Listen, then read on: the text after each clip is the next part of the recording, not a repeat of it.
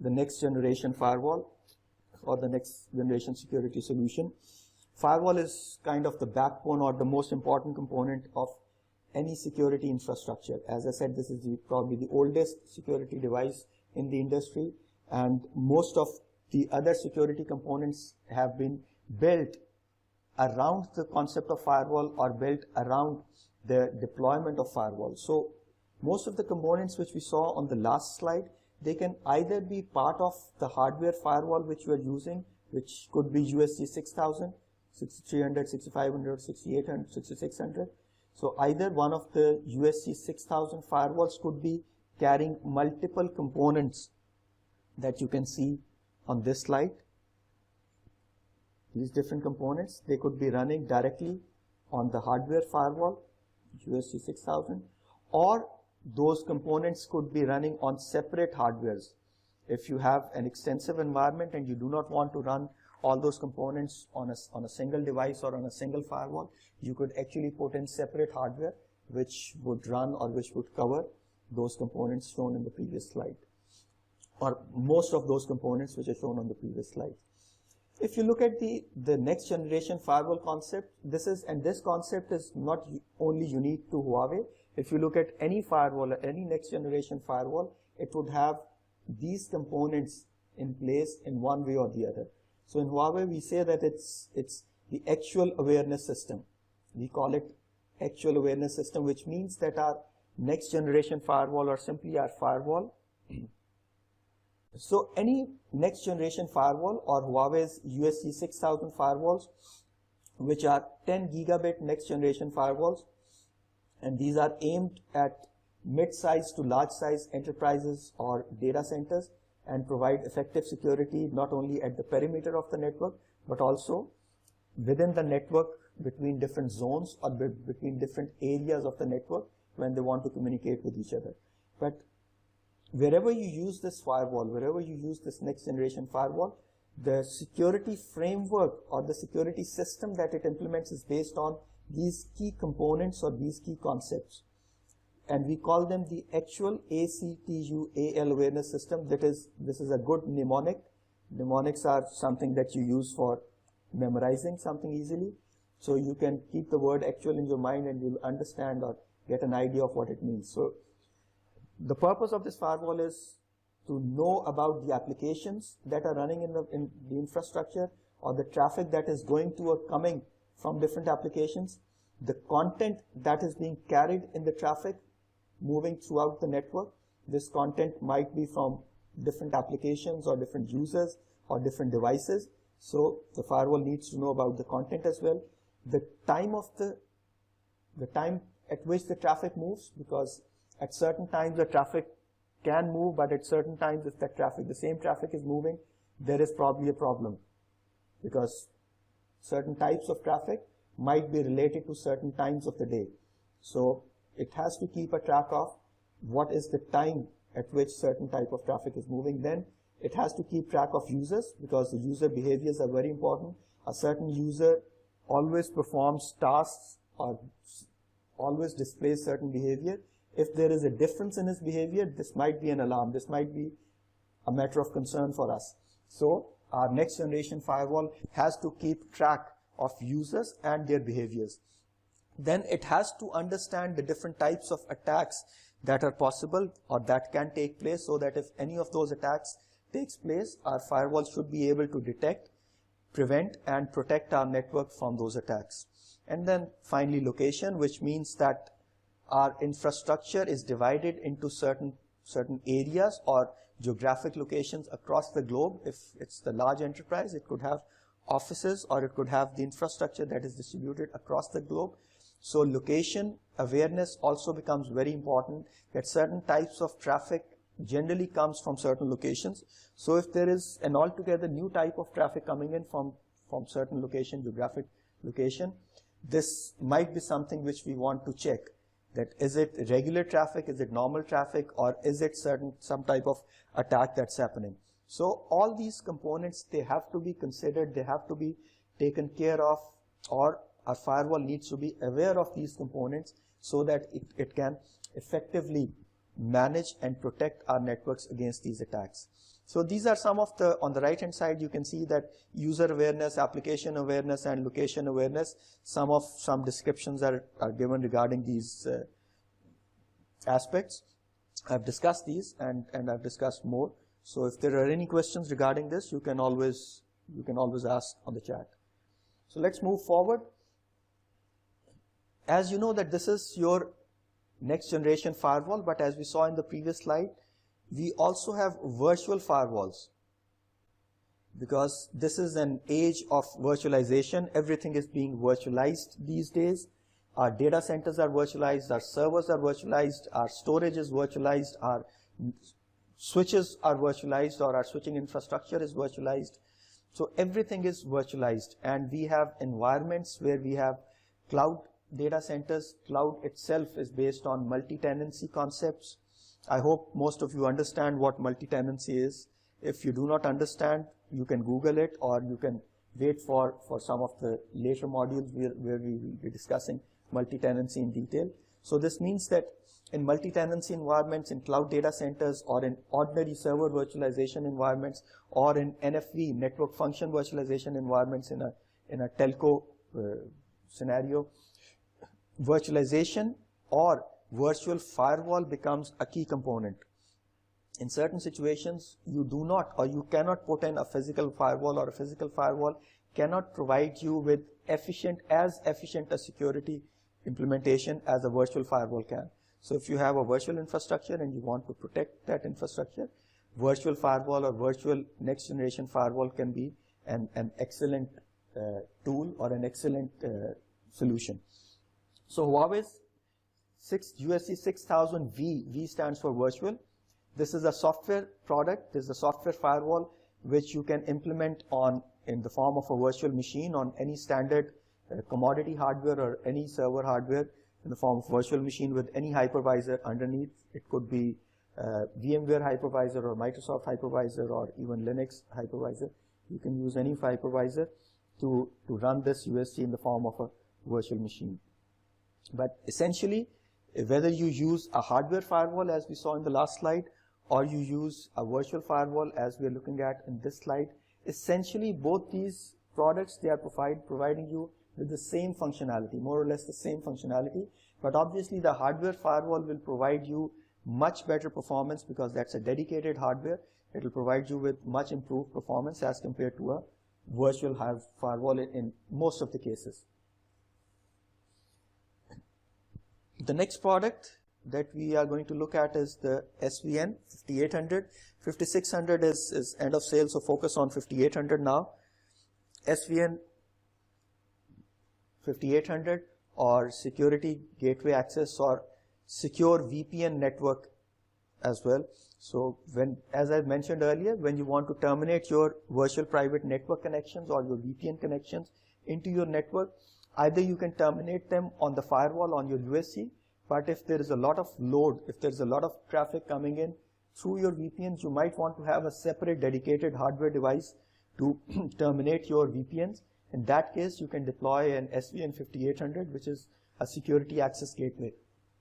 It can be used for terminating any types of tunnels, starting from simple L2TP over IPsec, starting from simple IPsec VPN tunnels, or L2TP layer 2 tunneling protocol over IPsec tunnels, or SSL VPN tunnels, or GRE over IPsec tunnels. You can use this SVN 5800 to terminate any of these tunnels or provide connectivity through any of these tunneling mechanisms. So it's a very versatile and robust tunnel termination or gateway, provides gateway functionality for accessing our networks remotely. There's a question that what virtualization platforms can be used. As I mentioned earlier, you can use any virtualization platform, whether it's VMware ESXi 6 or 6.5, the latest one is 6.5, you can use that. Or you can use Microsoft hypervisor, or you can use KVM from Linux. So any of these platforms can be Microsoft Hyper-V or KVM from Linux. Any of these platforms can be used for installing or deploying this virtual firewall. Yeah, it doesn't support KVM, but you can use it over Linux. Okay, so you can see what platform you can check it from the support, as JC mentioned. Okay.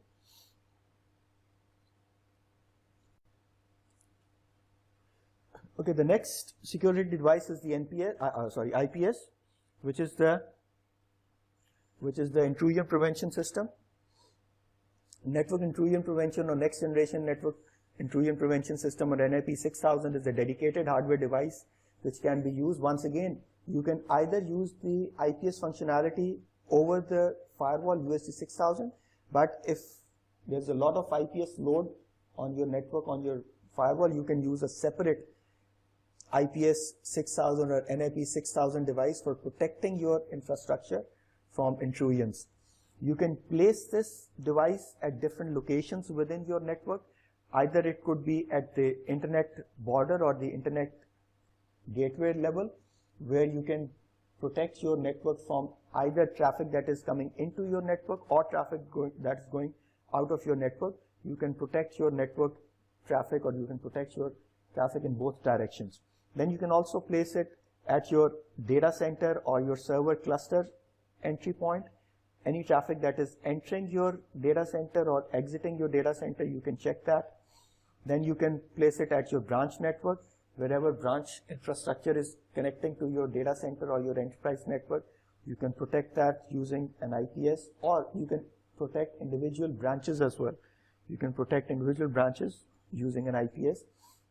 And then any department, any traffic that is moving between the departments, that can also be passed through the IPS, so that if there is an issue, or if one of the departments or one of the IT assets has been compromised in any one department, that exposure or that malware can be limited to within that department and be removed from there, and it does not travel to other departments. So traffic within different parts of the network can also be protected. Here's the question from admin. Yes, you can use USG, as I mentioned. You can use USG for terminating VPN tunnels. SVN is a dedicated device which will only be used, or which you are using dedicatedly for terminating your VPN tunnels. Yes, SVN is since it's hardware based, it's much more robust. Yeah, JC is also answering the question. Thanks, JC. Thanks a lot. So I'll focus more on the lecture, and JC can answer the questions. Thank you, JC. Okay, so you can place the IPS at different locations. IPS can be a very useful device for protecting different parts of your infrastructure and for traffic moving between different components or different locations of your infrastructure. So next generation IPS is one of the key components of your solution, of your security, overall end-to-end security solution from Huawei. The next key device or the key technology that we can work with, which provides protection to our network, is the anti-DDoS device. Anti-DDoS devices are, once again, can be very important for cloud data centers or for data centers which can be a target of attackers, so that they can disrupt the services.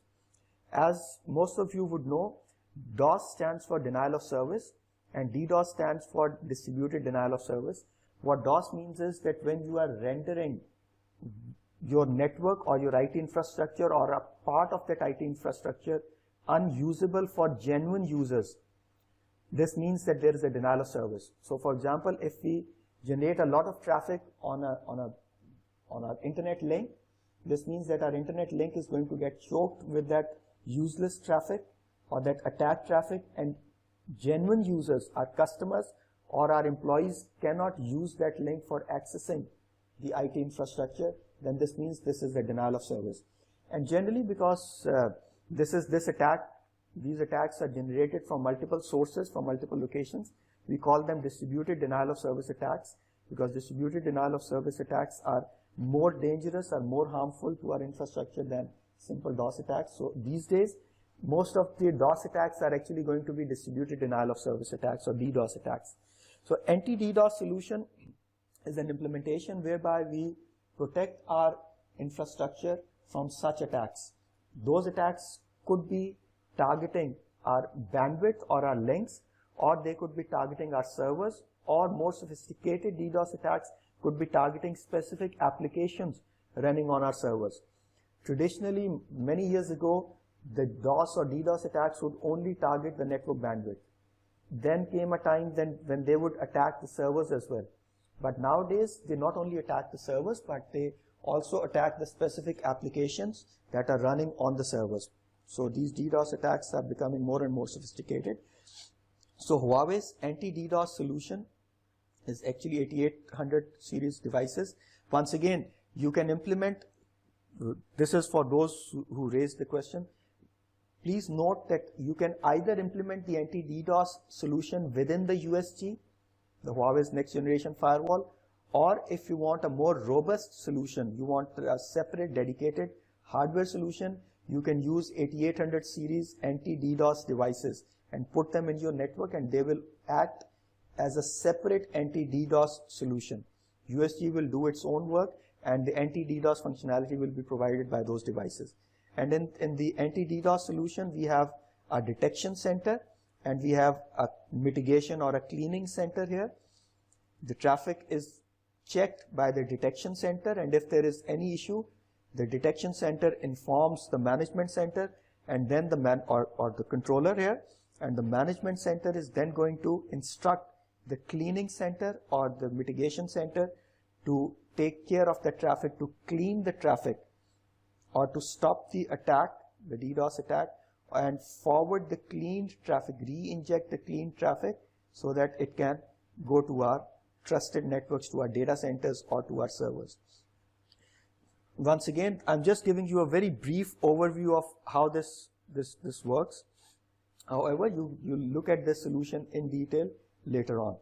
But this is a very robust and very powerful and very interesting solution, the anti-DDoS solution.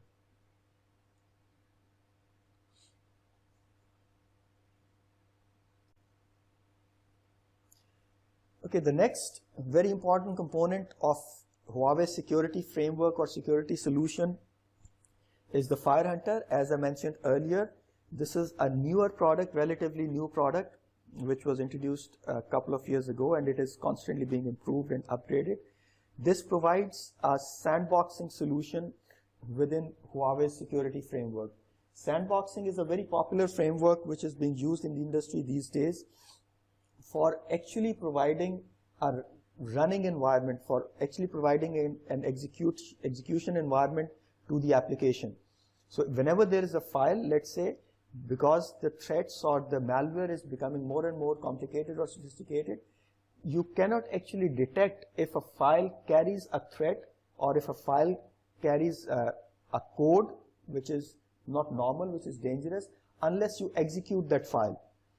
So in order to make sure that that file does not carry a threat, you have to execute the file.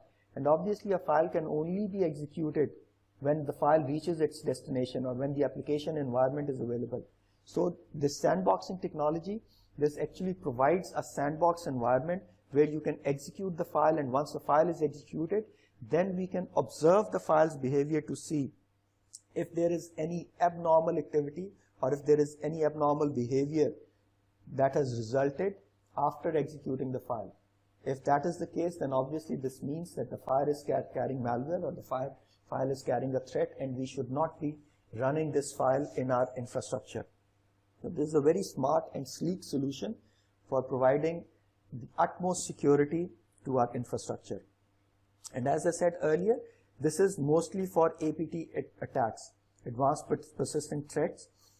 Advanced persistent threats are the threats which are not originated by random hackers or hobbyists. These are attacks which are persistent, which are very targeted, which means that they are targeting either an enterprise or a corporate entity just to tarnish its reputation, or a bank. It could be targeting a bank to steal the financial records for purely commercial purposes, or it could be targeting even governments. These days, governments also target other governments for espionage and other purposes. So all these threats are, since they are being carried out by very learned, very expert users or expert hackers, these are called APT, advanced and persistent threats, because these threats are not going to be carried one time. The attacker is going to be very persistent and they're going to keep trying until they succeed. So we have to make sure that if we detect, or if this is the case, we should be able to detect and protect our network against APTs. And sandboxing is a very important feature for detecting these attacks and seeing the behavior of such attacks in our networks. So FireHunter is the solution which is used for detecting and protecting our infrastructure against APT or advanced persistent threats.